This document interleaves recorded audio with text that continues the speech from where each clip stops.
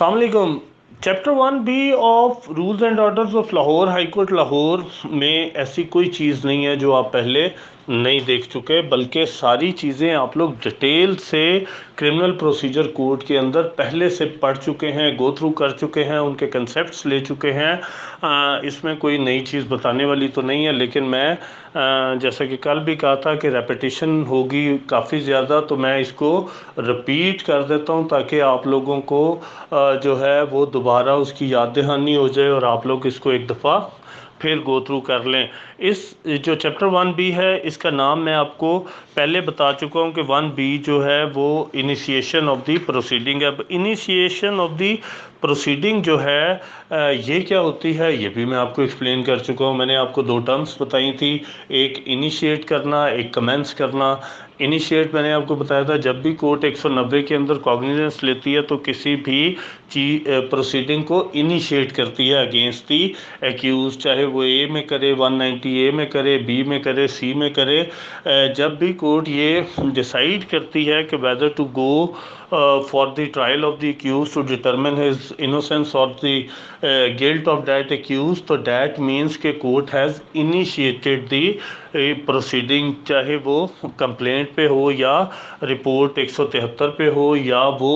Own knowledge में या किसी और इंफॉर्मेशन से कोर्ट ने अगर कॉग्निजेंस ले हो, तो हर सूरत में जब कोर्ट प्रोसीड करती है तो that means court has initiated the proceeding against the accused. लेकिन जिस वक्त कोर्ट फर्दे जुर्म लगाती है, चार्ज फ्रेम करती है, that is called commencement of the trial. So 1B chapter जो है आपका ये एक्सप्लेन करता है वही चीज़ जो कि हम लोग पहले 190 में देख चुके हैं कि अगर कोर्ट 190C के तहत कोई कॉग्निजेंस लेती है जिसके अंदर जो है एक्यूज जो है उसको upon his own knowledge court try करती है, तो फिर 191 के तहत कोर्ट जो है उसको ऑप्शन देगी कि चूँकि मैंने तुम्हारे खिलाफ जो है वो ख़ुद कॉग्निजेंस ली है, लिहाजा तुम्हारा ये राइट है कि तुम मेरे से ये केस ना सुनवाओ और किसी और के पास केस ले जाओ, ताकि मैं इसमें एज अ कंप्लेनेंट जो है वो प्रोसीड कर रहा हूँ। तो आप अगर किसी और जगह समाअत करवाना चाहते हैं तो आप इस केस को ट्रांसफ़र कर सकते हैं। और फिर मैंने आपको ये बात आगे एक्सप्लेन भी की थी कि किस तरह फिर इसका रेफरेंस जो है वो जाएगा, और सेशन जज साहब जो है करंट हायरार्की के अंदर वो इसको इंट्रस्ट करेंगे to some other court for disposal in accordance with the law. Similarly आपका जो इसी चैप्टर का कंप्लेंट्स के मतलब वो बयान करता है कि कंप्लेंट में किस तरह जो है वो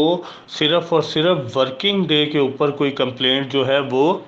रिसीव की जा सकती है, और उसके ऊपर जो है जिस दिन वो रिसीव होगी उसके अंदर डेट ऑफ प्रेजेंटेशन जो है वो उसके ऊपर मेंशन की जाएगी, और ये भी लिखा जाएगा कि वो केस किस मैजिस्ट्रेट साहब को इंट्रस्ट किया गया है, और फिर उस मैजिस्ट्रेट साहब के पास जो कंप्लेनेंट है उसको डायरेक्ट किया जाएगा कि आप मैजिस्ट्रेट साहब के पास अपीयर हों और जाकर अपनी एग्ज़ामिनेशन करवाएं। और अगर जो है कंप्लेंट इन राइटिंग नहीं है, जो कि हम सेक्शन 202 में पढ़ चुके हैं कि वो ओरल भी हो सकती है, इन राइटिंग भी हो सकती है, तो ओरल की सूरत में कंप्लेनेंट को डायरेक्ट किया जाएगा कि वो जाकर ज़ुबानी अपना बयान जो है वो मैजिस्ट्रेट साहब के पास लिखवाएं। फिर मैंने सेक्शन 200 बताते हुए आपको ये बात भी एक्सप्लेन की थी कि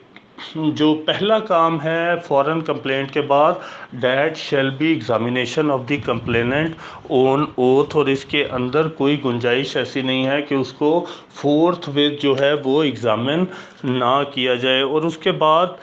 जिस वक्त हम लोगों ने सेक्शन 200 पढ़ा था तो उसकी एक्सप्लेनेशंस के अंदर मैंने आपको 201, 202 वगैरह में ये बात भी बताई थी कि जब पब्लिक सर्वेंट की तरफ से कोई कंप्लेंट की जाएगी तो उस सूरत में ये लाजमी नहीं है कि कंप्लेनेंट जो है उसको फोर्थ विद जो है वो एग्ज़ामिन किया जाए। उसका प्रोसीजर मैं आपको बड़ी डिटेल से पहले ही एक्सप्लेन कर चुका हूँ। मैं आपको बता चुका हूँ कि वो तमाम ऑफेंसेस जिसके अंदर नॉन कॉग्निजेबल हैं और कंप्लेंट किसी पब्लिक सर्वेंट की तरफ से है, किसी डिपार्टमेंट की तरफ से है, तो उस सूरत के अंदर कोर्ट उनको जो है वो ایگزامن فورتھ نہیں کرے گی، لیکن اگر کورٹ انکوائری کرتی ہے تو یہ میں نے آپ کو پھر 202 میں بات بتائی تھی کہ انکوائری کرنے کی صورت میں کورٹ اس کو جو ہے وہ آن اوتھ ایگزامن کرے گی، ادر دین کورٹ کمپلینٹس کی۔ اگر کسی میں کورٹ جو ہے وہ کمپلیننٹ ہے تو اس صورت میں انکوائری کی صورت میں بھی کورٹ کو یا پریزائڈنگ آفیسر جو جوڈیشل سائٹ پہ ہیں ان کو آن اوتھ پھر بھی ایگزامن نہیں کیا جائے گا، اور یہ ایک وہ پریزمپشن آف جو ہے کریکٹنس جو ہے چونکہ ان کی پروسیڈنگ کے ساتھ اٹیچ ہیں، تو یہ ریزن ہے کہ ان کو اس میں سے ایکسکلوڈ کیا گیا ہے۔ اس کے بعد جس وقت میں نے آپ کو سیکشن 200 بتایا تھا، اس وقت میں نے آپ کو یہ بھی بات بتائی تھی کہ کورٹ جو ہے انکوائری کرے یا کرسری سٹیٹمنٹس لکھے تو اس صورت میں کورٹ پہ یہ بائنڈنگ نہیں ہے کہ ان ساری باتوں پہ یقین کر لے اور پروسیس ایشو کر دے، بلکہ کورٹ ایویلویٹ کرتی ہے ہر چیز کو، اور ایویلویشن کے بعد یا کورٹ 203 کے تحت اس کمپلینٹ کو ڈسمس کرنے کا بھی اختیار رکھتی ہے یا 204 کے تحت پروسیس ایشو کرنے کا اختیار بھی رکھتی ہے۔ یہاں پر جو ہائی کورٹ رولز ہیں اس کے اندر کمپلیننٹ کو یا کرسری ایویڈنس کو ریکارڈ کرنے کے مقاصد بیان کیے گئے ہیں، اور یہ بھی بتایا گیا کہ یہ فارمیلٹی نہیں ہے کہ کمپلیننٹ کو نوٹ ریکارڈ کیا اور آپ نے پروسیس ایشو کر دیا، بلکہ یہاں پر وہ گائیڈ لائن پرووائڈ کر رہے ہیں کہ آپ نے جو کریکٹنس آف دی ایلیگیشن ہے اس کو نہ صرف جانچنا ہے بلکہ آپ نے یہ ذہن میں رکھنا ہے کہ کیا وہ ایلیگیشنز اتنے جو ہیں فرم ہیں، اسٹرانگ ہیں، سپورٹڈ ہیں کہ اسٹیٹ مشینری کو جو ہے وہ تحرک دیا جا سکے، اور اگر نہیں ایسی بات تو پھر 203 کے اندر کورٹ کو اس کو ڈسمس کر دینا چاہیے۔ اور اس پریلیمنری ایگزامینیشن میں جو ہے اگر کوئی سمری ڈسپوزل والا کیس ہے یا کورٹ سمجھتی ہے کہ کسی کو انوسینٹ بندے کو اس میں کوئی ڈیفیکلٹیز ہوں گی یا ٹربل سم ہوگا اس کے لیے، تو اس صورت کے اندر کورٹ جو ہے اس کو ڈسمسل اس کا کرے گی اگر کورٹ سمجھتی ہے کہ سفیشینٹ گراؤنڈز اویلیبل نہیں ہے۔ نیکسٹ جو آپ کا رول ہے وہ کہتا ہے کہ 173 سی آر پی سی کے اندر پریلیمنری آبجیکشن کرنا، پریلیمنری ایگزامینیشن کرنا ضروری نہیں ہے، اور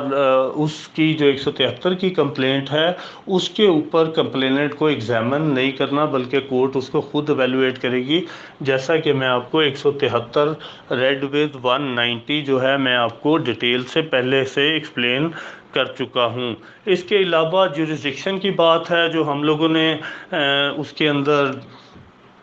سی آر پی سی کے اندر بھی دیکھی، کلاسز آف کورٹس دیکھیں، شیڈول 2 سی آر پی سی دیکھا، ہم نے یہ دیکھا کون سا کیس کس کا ٹرائیبل ہے، لہٰذا یہ کورٹ کی رسپانسبلٹی ہے کہ وہ سب سے پہلے اپنی جورسڈکشن جو ہے اس کو خود جو ہے ڈٹرمن کرے گی کہ کیا وہ کیس اس کا ٹرائیبل ہے، کیا وہ پولیس اسٹیشن اس کو ایلوکیٹڈ ہے، کیا وہ جو اوفینس ہے وہ الٹیمیٹلی کورٹ ٹرائی کر سکتی ہے،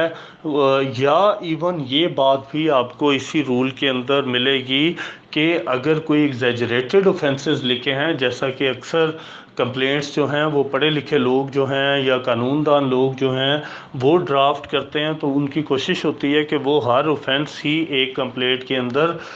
دوسرے کے خلاف الیج کر دیں، لہٰذا کورٹ جو ہے اوورال اس بات کی بھی پابند ہے کہ کیا